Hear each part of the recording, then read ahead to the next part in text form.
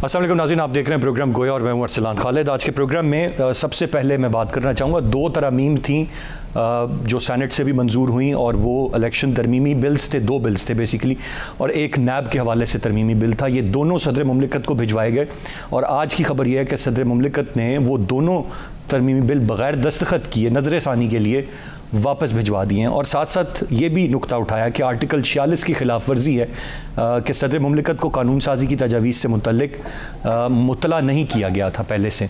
और फिर साथ साथ मज़ीद जब इसको एलेबोरेट किया गया है तो बताया गया कि समंदर पार पाकिस्तानियों को वोट का हक़ मिलना चाहिए। सुप्रीम कोर्ट ने 2014 और 2018 में इस हवाले से बात की। फिर किस तरह से फ़ॉरेन रेमिटेंसेस बड़ी तादाद में गैर मुल्की मुकीम पाकिस्तानी यहाँ पर भेजते हैं, तो उनका ये हक़ ज़रूर उनको मिलना चाहिए। फिर इसी तरह ये भी सदर मुमलिकत ने लिखा है, तहरीर किया है कि अगर नैब के हवाले से ये जो तरमीम होती हैं या नैब का इदारा ख़त्म होता है या उसके इख्तियारात कम होते हैं तो जो एहतसाब का अमल है मुल्क में वो दफन हो जाएगा। तो ये तमाम तर चीज़ें इस वक्त दो बड़ी चीज़ें थीं जो मुत्तहिदा तौर पर इस हुकूमत ने की, जो मुख्तलिफ़ जमातों पर एक हुकूमत है, लेकिन उसको सदर मुमलिकत ने नज़र सानी के लिए अब वापस भेज दिया। मैं चाहूँगा एक तो इस पर दोबारा से अब ज़ाहिर है ये बहस हो गई, पहले भी इस पर PTI का एक मौक़िफ़ रहा था ख़ास तौर पर इलेक्शन तरमीम के हवाले से, और दोबारा से ये बहस जन्म लेगी और किस तरह से अब ये मामलात आगे चलेंगे। और इससे पहले भी हमने मुख्तलिफ़ चीज़ों में देखा है कि सदर मुमलिकत यकीनन वो पाकिस्तान तहरीक-ए-इंसाफ से उनका ताल्लुक़ है, तो वो एक रुकावट बहुत सारे मामलात में ज़रूर हैं, चाहे पंजाब के मामलात हों चाहे दीगर कोई मामलात हों। वहाँ पर गवर्नर की तैनाती थी तो ताख़ीर बहुत सारी चीज़ों में आती रही है, और अब क्या ये मज़ीद ताख़ीर आएगी और किस तरीके से अब इस पर हुकूमत की क्या स्ट्रैटेजी होगी। मैं चाहूँगा एक तो प्रोग्राम के आगाज़ में हम इस पर बात करें। इसके साथ साथ इस वक्त जो बड़ा मसला है वो मईशत, लोड शेडिंग और महंगाई का है, जिस पर वज़ीर आज़म साहब बरहम हैं। उन्होंने हिदायत की है कि किसी भी तरह से इस पर काबू पाया जा सके। इल्ज़ामात एक दूसरे पर दिए जा रहे हैं। मौजूदा हुकूमत माजी की हुकूमत पर इल्ज़ाम दे रही है कि उनकी गलत पॉलिसियों की वजह से आज इस लोड शेडिंग और मसाइल का हमें सामना है। और खान साहब मुख्तलिफ जलसे करते हुए इस वक्त ये चैलेंज दे रहे हैं शहबाज शरीफ साहब को, जो कि वज़ीर आज़म है, कि आपने हुकूमत ली थी एक साजिश के तहत, तो अब मईशत ठीक करके दिखाएं। यानी कि पाकिस्तान तहरीक-ए-इंसाफ का ये मानना है कि ये सारी की सारी मईशत की ख़राबी और ये जो हालात इस वक्त हो रहे हैं, अब वो लोड शेडिंग, महंगाई, ये सब का सब एक साजिश के तहत आई हुई हुकूमत की वजह से है। जबकि जो हुकूमत में लोग हैं वो कह रहे हैं हमें मुश्किल फ़ैसले लेने पड़ रहे हैं, और ये सारा किया धरा माजी की हुकूमत का है जिसको हम आज भुगत रहे हैं। मैं चाहूँगा प्रोग्राम में आगे चलकर हम इस मामले पर भी बात करें। गेस्ट पार्टिसिपेंट्स का तारुफ कराता चलो। प्रोग्राम में हमें ज्वाइन कर रहे हैं फिरदौस शमीम नकवी साहब, पाकिस्तान तहरीक-ए-इंसाफ के सीनियर रहनुमा। बहुत शुक्रिया आपके वक्त का। सेनेटर बैरामन तंगी साहब हमें प्रोग्राम में ज्वाइन कर रहे हैं, पाकिस्तान पीपल्स पार्टी को रिप्रेजेंट करेंगे। और राजा आमिर अब्बास साहब सीनियर कानूनदान हैं, हमें प्रोग्राम में ज्वाइन कर रहे हैं। बहुत शुक्रिया तीनों मोअज़्ज़ज़ मेहमानों का। नकवी साहब, गुफ्तगू का आगाज़ आपसे। इस वक्त अब किस तरह से सारे मामले को देखा जाए कि एक तरफ सदर मुमलिकत हैं, जब वो सदर मुमलिकत बन गए तो इस बात से बात आगे चली गई कि उनका ताल्लुक़ पाकिस्तान तहरीक-ए-इंसाफ से है, लेकिन अब जमात कोई और है जो हुक्मरान जमात है, और मुख्तलिफ़ चीज़ों में इस वक्त हम देख रहे हैं कि मुख्तलिफ़ राइट्स अपने एक्सरसाइज सदर मुमलिकत कर रहे हैं। अब क्या समझा जाए कि वो मुमलिकत की रिप्रेजेंटेशन ही कर रहे हैं या वो पाकिस्तान तहरीक-ए-इंसाफ को यहाँ पर रिप्रेजेंट करते हुए वो तमाम चीज़ें कर रहे हैं जो पाकिस्तान तहरीक-ए-इंसाफ चाहती। अरसलान साहब, या तो कोई स्पेसिफिक चीज़ डिस्कस करें तो उसके अंदर बात की जा सकती है।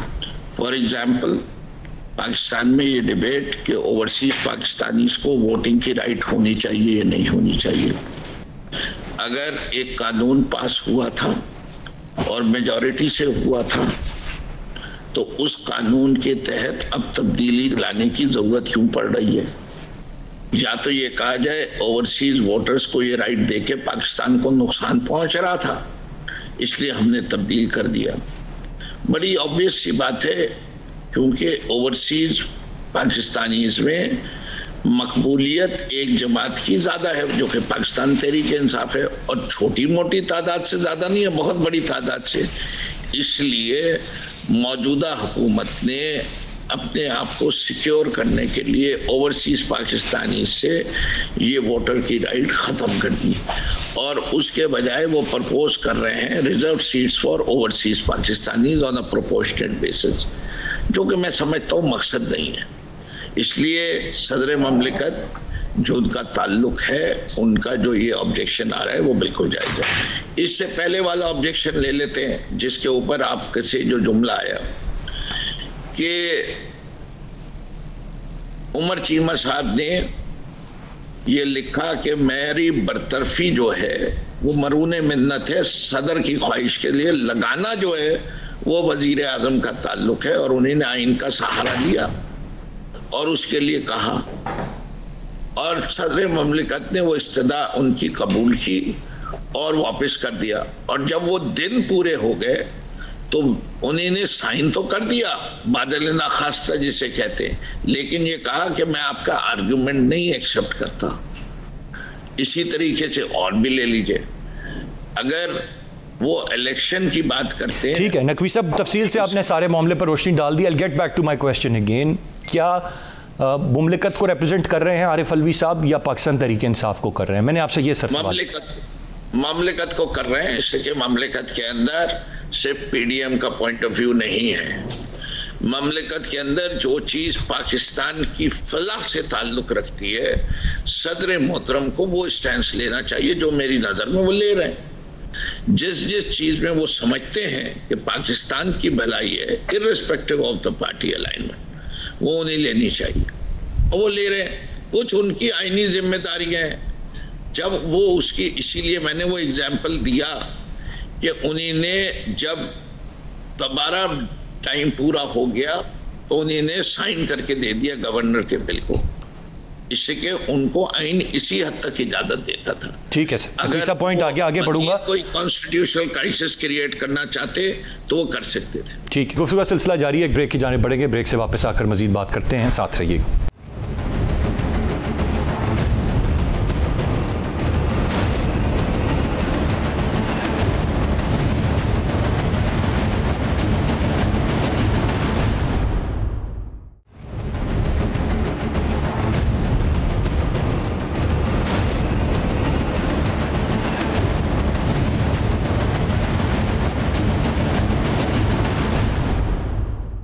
Welcome back. मैं सेनेटर साहब की जानिब बढ़ूंगा। सेनेटर साहब, आप कैसे देख रहे हैं इस सारे मामले को? एक तरफ पाकिस्तान तहरीक इंसाफ, वो ओवरसीज़ पाकिस्तानियों को वोट का हक, सारी चीज़ें करते हैं, आप आके सारे मामले को तब्दील करते हैं। इस वक्त जो एक चीज़ चल रही है कि एक डायलॉग की ज़रूरत है जिसमें ये तमाम मामला लड़ाई के बजाय बैठकर बातचीत के ज़रिए हल हों। जो आएगा अपनी मर्ज़ी के कवानीन अगर इस तरह से बनाएगा, सब स्टेक होल्डर्स शामिल नहीं होंगे तो मामलात नहीं चलें। अब ये कैसे आप देख रहे हैं जो सदर मुमलिकत साहब ने, आरिफ अलवी साहब ने इस वक्त कदम उठाया? बिस्मिल्लाहिर्रहमानिर्रहीम। अरसलान खालिद साहब, ऐसा नहीं है। पार्लियामेंट हाउस से प्रेसिडेंट हाउस सुप्रीम नहीं है। पार्लियामेंट हाउस जो है वो 22 करोड़ अवाम का नुमाइंदा फोरम है। यहाँ पे तकरीबन 3.5-4 करोड़ बंदों की नुमाइंदे बैठे हैं, और ये जो ऑर्डिनेंस फैक्ट्री का मालिक है, उस ऑर्डिनेंस फैक्ट्री से तो हर दूसरे दिन रात के अंधेरे में ऑर्डिनेंस आते थे और ऑर्डिनेंस के जरिए कठपुतली ने हुकूमत चलाई। लेकिन आज जो प्रेसिडेंट अपनी कुर्सी से नाजायज़ फ़ायदा उठा के पाकिस्तान की पार्लियामेंट को बुलडोज करना चाहते हैं और पार्लियामान से और सेनेट से मंजूर शुदा जो बिल है उस पे साइन नहीं करते हैं, तो ये मैं आपको बता दूं कि इससे पहले भी स्पीकर, डिप्टी स्पीकर ने आर्टिकल 6 के मुर्तकिब हो चुके थे। और अरसलान, आपको भी पता है और मुझे भी मालूम है कि आर्टिकल 6 की क्या सज़ा है।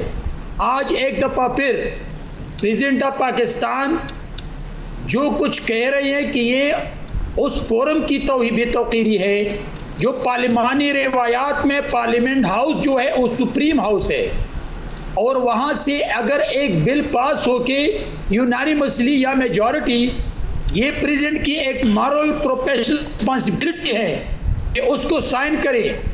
इसलिए कि इस वक्त जो प्रेसिडेंट बैठे हैं ये पीटीआई का प्रेसिडेंट नहीं है, ये पाकिस्तान का प्रेसिडेंट है, और पाकिस्तान का जो पाकिस्तान का जो पार्लिमानी निज़ाम है इसमें पार्लियामेंट हाउस जो है वो सुप्रीम है।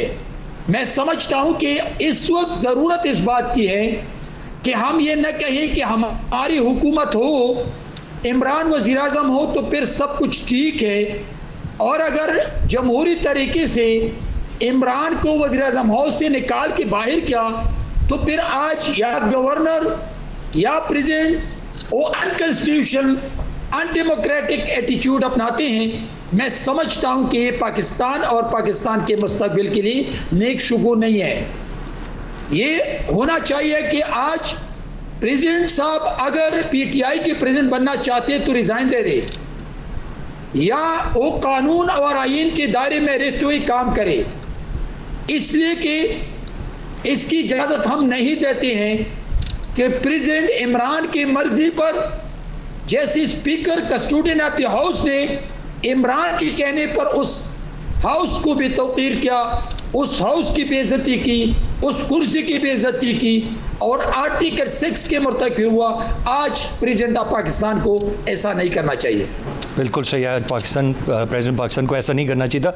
राजा आमिर अब्बास साहब कैसे देखते हैं, एक तो जो सदर ममलिकत ने आइन के आर्टिकल 6 का हवाला दिया कि कानून साजी की तजवीज़ के मुतल्लिक मुतला ना करके आइन की खिलाफ वर्जी की गई है, थोड़ा सा एक तो इस पर रोशनी डाल दें, और फिर कैसे देखते हैं आप जो इस वक्त ये सारा का सारा मामला है, मुख्तलिफ चीज़ें हैं। एक तो नैब के हवाले से भी आप बेहतर बता सकेंगे कि आया कानून साजी जब पीटीआई कर रही थी वो मुल्क के मफाद में थी, ये किसी के मफाद में है या किसी के अपने ज़ाती मफाद के लिए कानून साजी है, कैसे देखते हैं आप?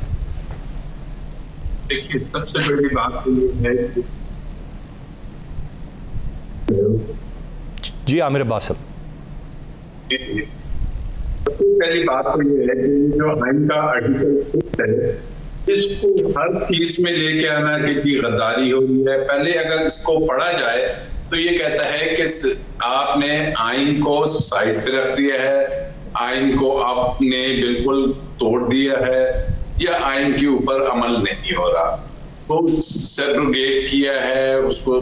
ये चीजें हैं कि जो अगर एक चीज अगर कोई आईनी शिक आपको कहती है आपने करना है, तो हम डेली सुप्रीम कोर्ट में केसेस लगाते हैं जिसमें कहते हैं कि जी आइन की जो फंडामेंटल राइट्स है उसके खिलाफ वर्जी हो रही है, डिस्क्रिमिनेशन हो रही है, ये ऑर्डर गलत है, ये जो इस पे फैसला आया है ये गलत है। तो कहते हैं दुरुस्त, ये आइन की फलानी फिक इसकी इजाजत नहीं देती, लेकिन इसका कतन ये मतलब नहीं होता कि कोई आर्टिकल 6 इन्वोक हो गया है, या किसी चीफ मिनिस्टर ने या किसी ब्यूरोक्रेट ने अगर किसी आईनी शिक के खिलाफ काम किया है उसको सेटिस्फाइड कर दिया जाता है, गद्दारी नहीं के जुमरे में कतन नहीं आता। नंबर 2, अगर सदर ममलिकत को आईने पाकिस्तान में इख्तियार दिया है कि वो एक बिल को वापस भेज सकते हैं और उसके साथ रीजनिंग दे के, और उन्होंने जो रीजनिंग दी वो उन्होंने सुप्रीम कोर्ट की जजमेंट्स के मुताबिक दी। मैं खुद उन जजमेंट्स से वाकिफ हूँ, और उन जजमेंट्स में है कि बैरून मुल्क जो पाकिस्तानी हैं उन्हें वोट का हक देना चाहिए।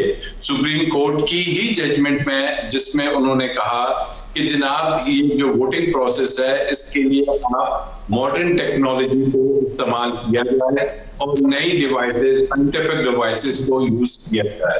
तो अगर सदर ममलिकत साहब उससे इत्तेफाक नहीं करते और वो ये समझते हैं कि जो हमारे ओवरसीज पाकिस्तानी हैं उनका राइट टू फ्रेंचाइज होना चाहिए, तो फिर वो उन्होंने वापस भेजा है, तो एक आईनी तरीकेकार है कि इसको दोबारा फिर आता है तो असेंबली के जो पार्लियामेंट के मुश्तरका इजलास से वो पास कराया जा सकता है।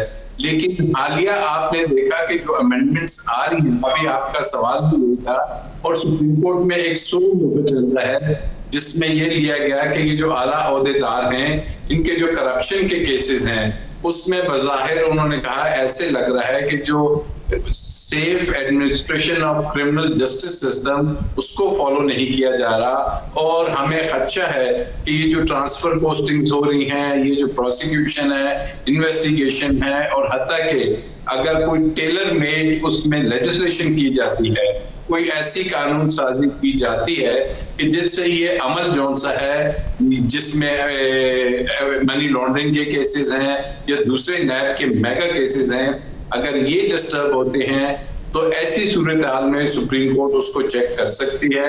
और नैब के जो कवानीन आए हैं, ऑब्वियसली वो नैब के कवानीन एक एक केस को मद्देनजर रखा कि इस केस में फलाना शख्स के अंदाज में बच सकता है, तो उन्होंने तरमीम कर दी। दूसरे केस में कोई सेक्शन को अमेंड किया जाए तो उसमें अमेंडमेंट आ गई। अल्टीमेटली जो नैब का अदारा है वो आपके एंटी करप्शन से भी कमजोर एक अदारा बन के सामने आ गया है। तो इससे बेहतर है या तो नैब को खत्म किया जाए, अदरवाइज सुप्रीम कोर्ट इनको, आपको याद होगा कि एक पहले कानून आया था नेशनल ऑर्डिनेंस कहते थे एनआरओ, और एनआरओ को सुप्रीम कोर्ट के 14 रुकनी बेंच ने नॉन एस्ट करार दिया और उसको उठा के डस्टबिन में फेंक दिया कि ये कानून साजी सिर्फ और सिर्फ इन क्रिमिनल केसेस से बचने के लिए, ये कानून साजी सिर्फ ये नैब के केसेस से बचने के लिए हुआ।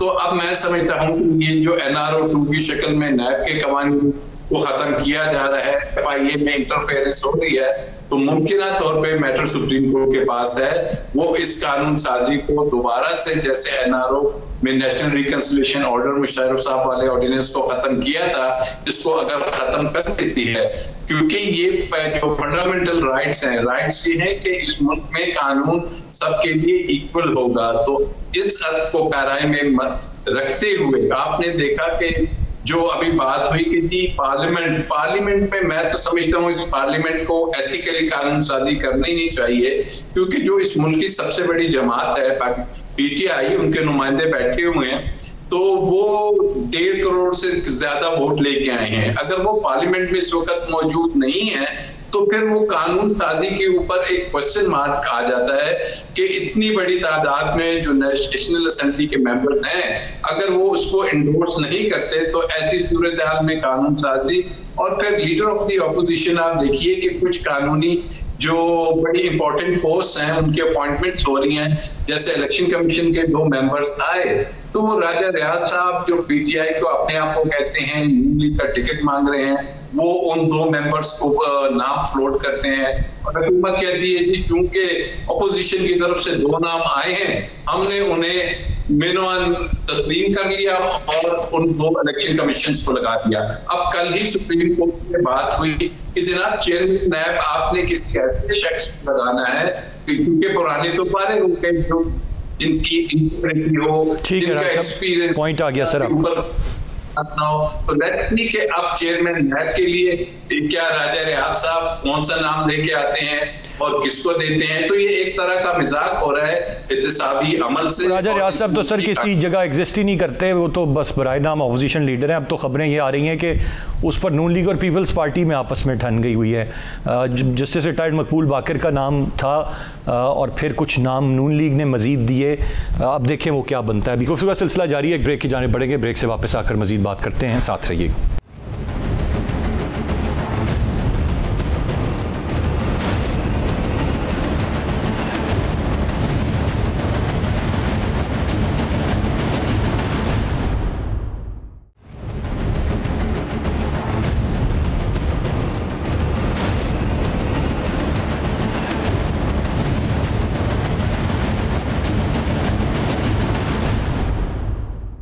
Welcome back. नकवी साहब, अब ये जो कानून साजी है जब आप लोगों ने की तो बाकी जमातें जो अपोजिशन में थीं वो नहीं चाहती थी कि इस तरह से ईवीएम या ओवरसीज़ पाकिस्तानियों वाला मामला, क्या कोई ये मुमकिन है पाकिस्तान की सियासत पे कि डायलॉग करके डिस्कस करके जो कानून साजी हो उसमें तमाम स्टेक होल्डर साथ शामिल हों ताकि किसी का भी कोई एतराज़ ना आए? ऐसे तो जब जिसकी मेजॉरिटी होगी वो अपनी मर्जी से कानून साजी करेगा, दूसरे को एतराज़ रहेगा उस पर।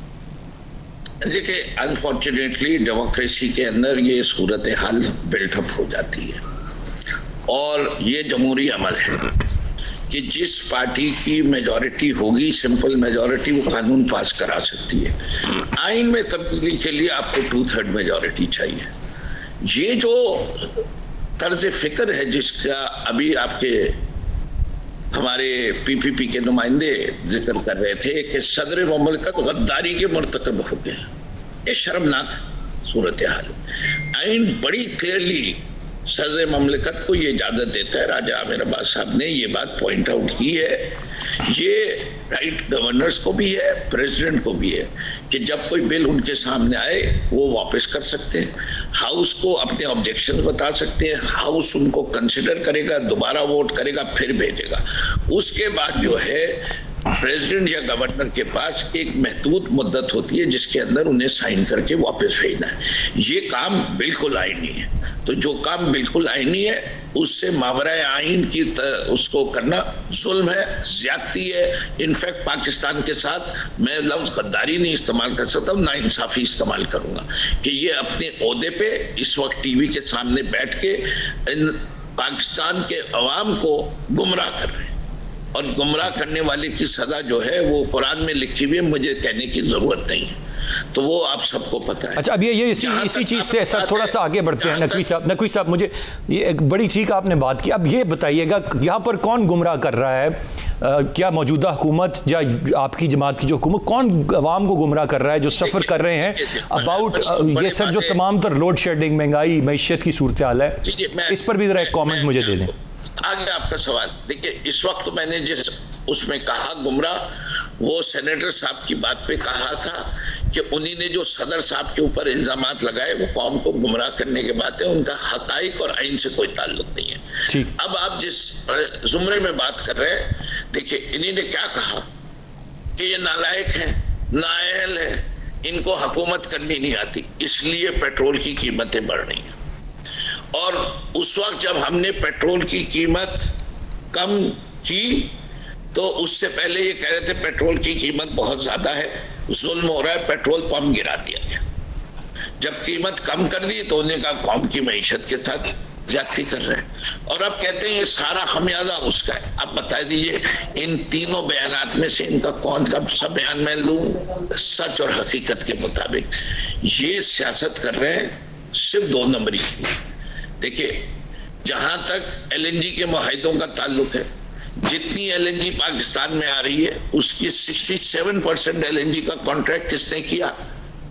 शाहिद खाकान अब्बासी ने। 33% वाज ओनली लेफ्ट, चैलेंज के साथ कह रहा हूं। अब उसके बाद क्या हुआ? जो कॉन्ट्रैक्ट था उसके अंदर डिफॉल्ट कर सकता था सप्लायर, उसने सबसे बुरे वक्त पे डिफॉल्ट किया और ये विदाउट पावर रह गए। जो महंगी पावर थी, इन्हें कहा हमने तो बड़ी सस्ती बिजली छोड़ी थी। PTI ने अपने दौर में कोई एक पावर प्लांट का कॉन्ट्रैक्ट नहीं साइन किया, कर दो ना सस्ती दोबारा।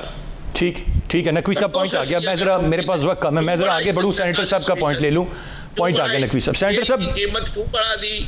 300 रुपए फी लीटर खुर्दनी तेल की बात कर रहा हूं। ठीक है सर, मैं जरा सेनेटर साहब से अब राय लेता हूं। सेनेटर साहब, इस वक्त महंगाई की शरह, अभी ये तेल के असरात नहीं आए, इस वक्त 13.6% है। अगले हफ्ते क्या जब फिगर आएगी, अगर 20, नकवी साहब पॉइंट आ गया। मैं जरा सेनेटर साहब की राय ले लूं। अब मैं जरा सेनेटर साहब की जानिब बढ़ूं। सेनेटर साहब, अब आप लोग कहते हैं ये इनका किया धरा है, ये कहते हैं अब आप मैशत ठीक करें, पिस अवाम रही है इस वक्त अनफॉर्चुनेटली, और वो तो अब जो जाहिर है जिसका इक़्तिदार होगा उसी को पूछेंगे, उसी से सवाल करेंगे।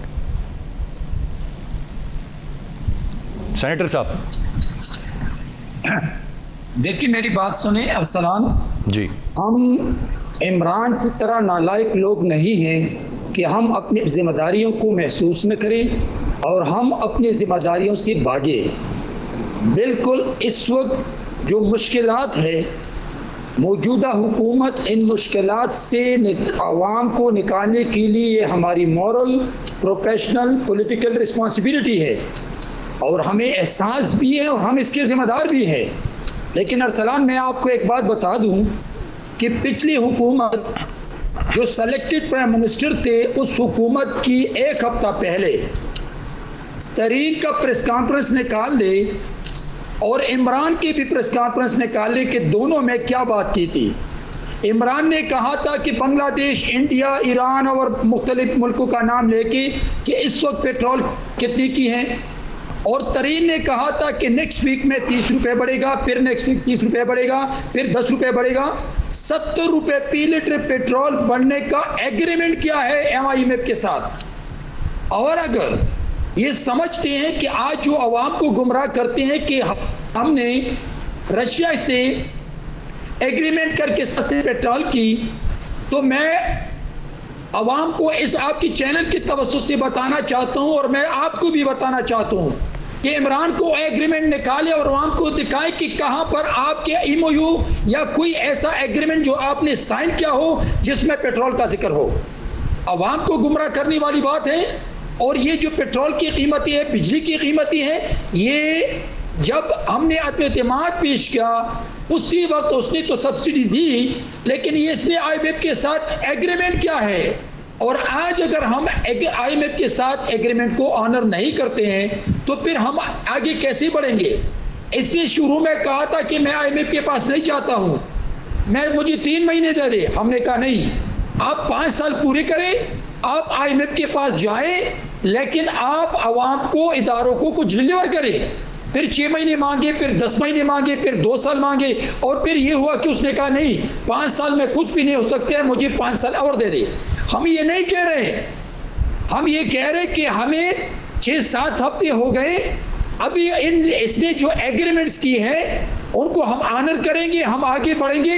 हम जिम्मेदार हैं कि हम आवाम को इन मुश्किलात से निकालें, इसलिए कि इस वक्त आवाम बहुत मुश्किल में है।